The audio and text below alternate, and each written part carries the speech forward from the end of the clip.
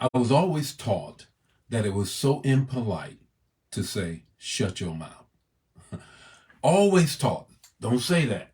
In fact, when I was young, you might as well be popped in your mouth, or you will be popped in your mouth when you had the audacity to tell somebody to shut their mouth. Shut up. Never say that. Well, that's what we're going to talk about today. We're going to talk about shut your mouth. Shut your mouth. Good morning, Laverne. How are you on this morning? Pamela, how are you all on this morning? What a wonderful morning it is. Got a word for you. You already know. You already know, Dana, that I got a word for you. Brother Nesbitt, how are you doing? You know what? There are times when maybe, just maybe, we got to be a little more selective with our words. Well, that's what we're dealing with on this morning. May, how are you? Diane, how are you on this morning? Great morning it is. Got a word I'm going to drop into your spirit on this morning. Grand rising, Betty. How are you on this morning? East Coast in the house. Brenda, how are you on this morning? You know what? First Lady and I was praying. We were praying about the power of words. And God dropped in my spirit to continue that whole flow. But before I do that, I just want to greet a couple of more people. Then in 5 minutes or less, we're going to drop a word in your spirit. Good morning, Joel. How are you on this morning? Good morning, Zir. How are you? QZ, I think I'm saying that correctly. I hope I am. Anyway, Verena, how are you on this morning? Jesse, how are you on this morning? Let's get into this morning. Shut your mouth. Shut your mouth. Words are so important. They're critical. And if they're not correctly spoken, as James says, they can release a firestorm. So with the text to talk and the takeaway, let's talk about shut your mouth. Colossians 4:6 says this, let your speech, and I add words, always be gracious, seasoned with salt, so that you may know how you ought to answer each person.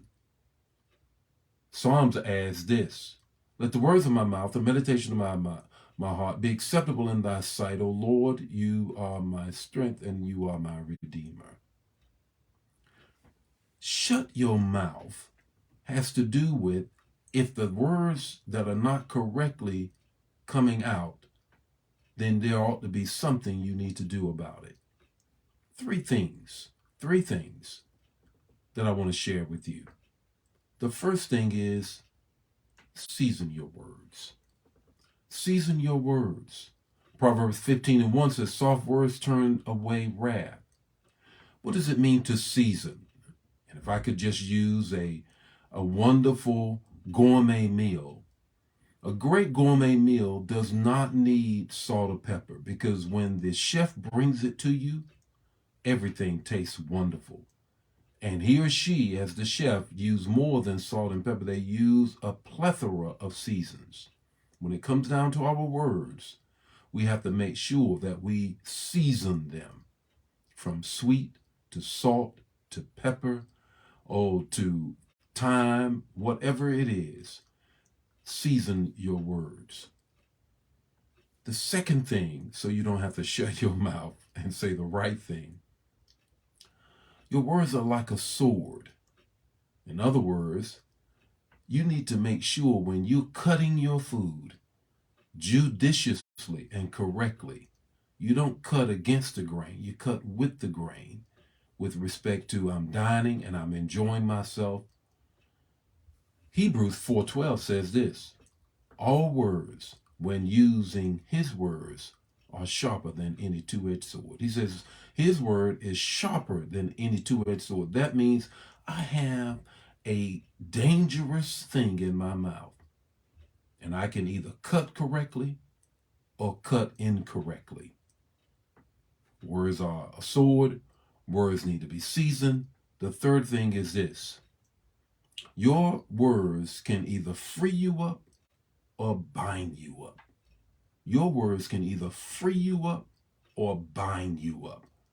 Matthew 12:37 puts it this way, for by your words you will be justified, freed up, and by your words you will be condemned, bound up by the words out of your mouth.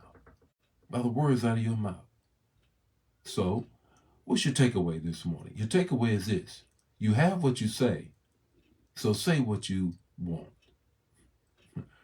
You have what you say, so make sure you say exactly what you want. If not, then let me be impolite this morning. Shut your mouth. The Lord be with you today. May his face shine upon you and give you peace. If this bless you, bless somebody else. Don't keep it to yourself.